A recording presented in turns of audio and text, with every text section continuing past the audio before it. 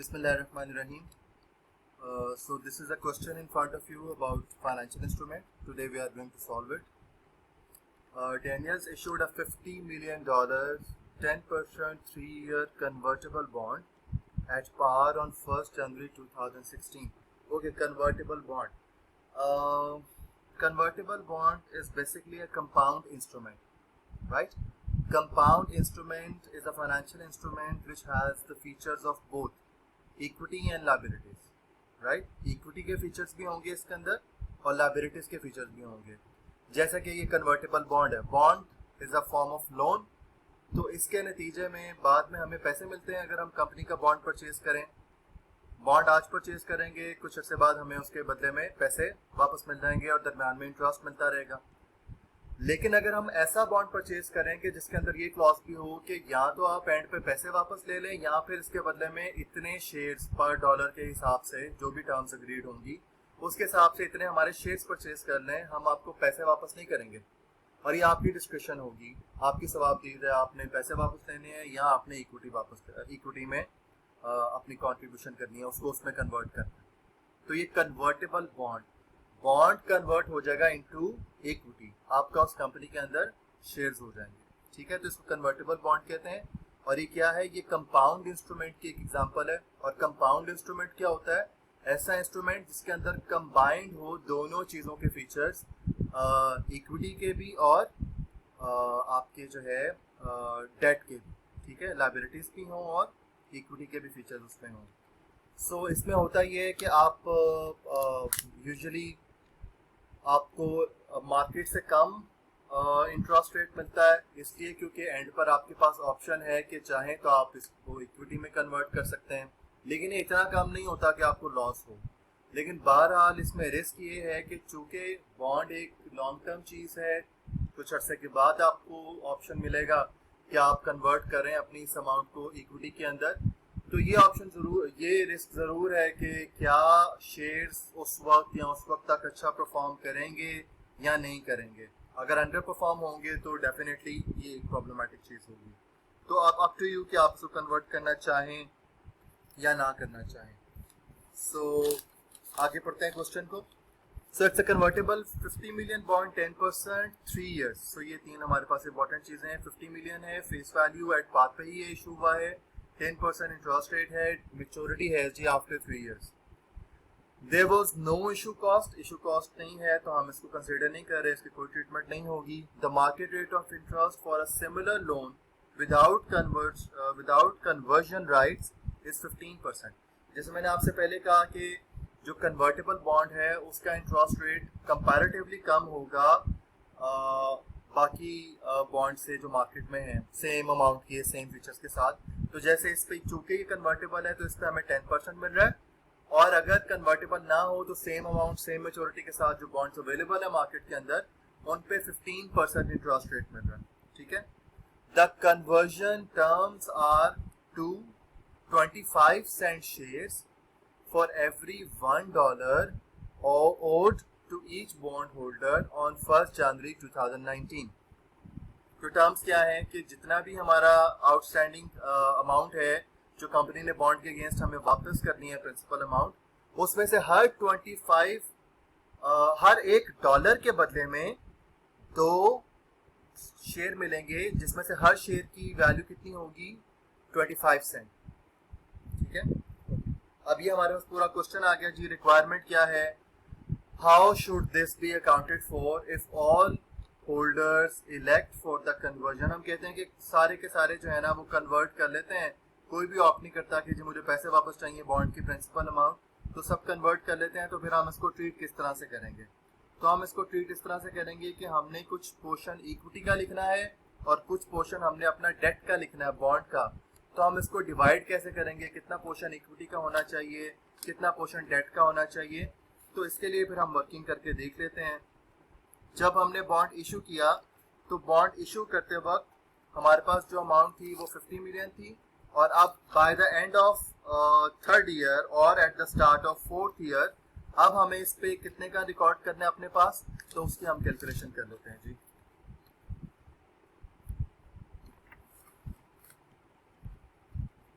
Okay जी. सो हमें एक schedule बनाना है। उस स्केड्यूल में हम देखेंगे कि जो कैश फ्लोज हैं उनकी प्रेजेंट वैल्यू कितनी है, जितने भी हमने कैश फ्लोज देने हैं उनकी प्रेजेंट वैल्यू कितनी है। तो बेसिकली क्वेश्चन में हमने बॉन्ड है चूंकि और कन्वर्टेबल बॉन्ड है, तो हमने 10% एनुअली पे करना है फॉर 3 years और 50 मिलियन हमने by the end of 3rd year और at the start of 4th year ये पे करना है। ठीक है, सो हम देख लेते हैं जी, कैलकुलेशन करते हैं इसकी। ये हमारे पास ईयर्स हैं,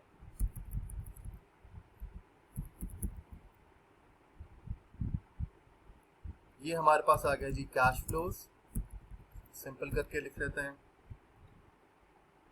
और ये हमारे पास आ गया डिस्काउंट फैक्टर। यहाँ पे डिस्काउंट फैक्टर होगा हमारे पास 15%, क्योंकि हमारा जो बॉन्ड है वो 10% है और सिमिलर बॉन्ड्स मार्केट के अंदर इस वक्त यील्ड कर रहे हैं 15% इंटरेस्ट रेट। ठीक है, तो this will be our discount factor, 15% से हम इसको डिस्काउंट बैक करेंगे। और उसके बाद जी हमारे पास आ जाएगी फाइनली प्रेजेंट वैल्यू। सो इसको हम करके देख लेते हैं।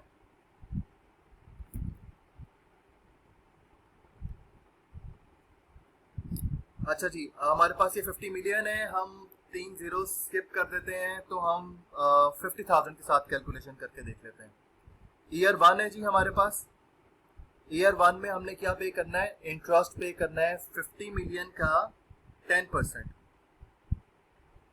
50 मिलियन का 10% पे करना है।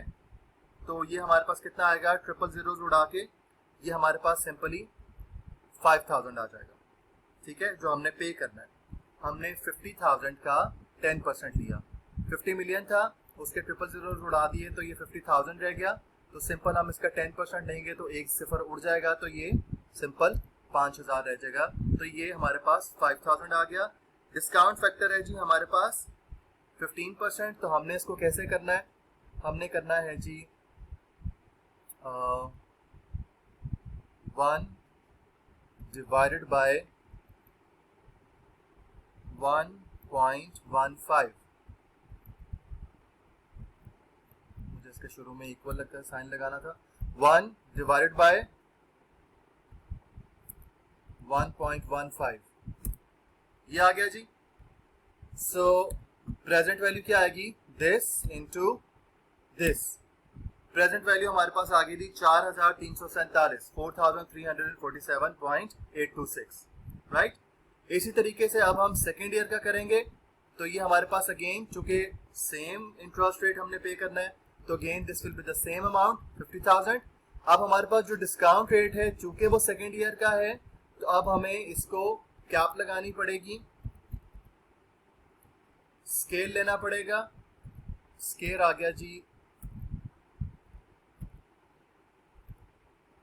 okay, sorry, again I need to add a sign of equal, 1.15 square. Okay, so again this multiplied by this, so हमारे पास अमाउंट आ गई जी 3,780, right? Now we'll do the same for the third year. Same हमारे पास cash flows हैं 5,000, ये जो हमने पे करना है इंटरेस्ट। और अब हमारे पास डिस्काउंट रेट है सेम, डिस्काउंट रेट तो सेम है, लेकिन अब तीसरे साल का है, तो हमें इसको 1.15 cube, right. So again this into this. Okay जी, हमारे पास ये आ गया 3,887। और थर्ड ईयर ही के एंड पर या फोर्थ ईयर के स्टार्ट पर आप कह लें, हमने पे करना है, हम इसको जनवरी 4 कर लेते हैं। हमने पे करना है 50,000, प्रिंसिपल अमाउंट वापस करनी है।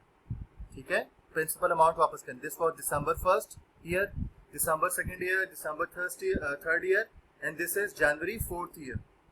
ठीक है, यहाँ आप इसको थर्ड ईयर का दिसंबर भी कर सकते हैं, कोई इशू नहीं है। Okay, just for your ease मैं इसको थर्ड ईयर ही कर देता हूँ। थर्ड ईयर के एंड पर हम ये इंटरेस्ट भी वापस कर रहे हैं और प्रिंसिपल अमाउंट भी वापस कर रहे हैं। ठीक है, डिस्काउंट फैक्टर यही होगा। डिस्काउंट फैक्टर यही होगा क्योंकि ये सेम टाइम पर हो रहा है, ठीक है। अब हम क्या करते हैं, again this multiplied by this, ठीक है। अब ये सारी अमाउंट्स हैं जो हमने वापस करनी है, और ये कितनी है, द टोटल अमाउंट इज 44,291, ठीक है। ये present value of the liability है। ओवर द ईयर्स हमने इतनी लायबिलिटी वापस करनी है, ठीक है। Present value of liability over the years हमने इतनी लायबिलिटी वापस करनी है। मैं यहां पे लिख भी देता हूं, प्रेजेंट वैल्यू ऑफ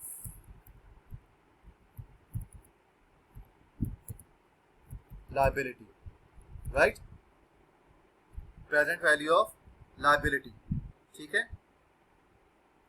और नेट प्रोसीड ऑफ इशू क्या है, अभी जो हमने इशू किया है, अभी हमने जो बॉन्ड इशू किया है वो कितने का इशू किया है, 50,000 का, 50 मिलियन का, 000 स्किप करें तो 50,000 का, ऐसे ही है। तो अब इन दोनों का अगर हम डिफरेंस लें,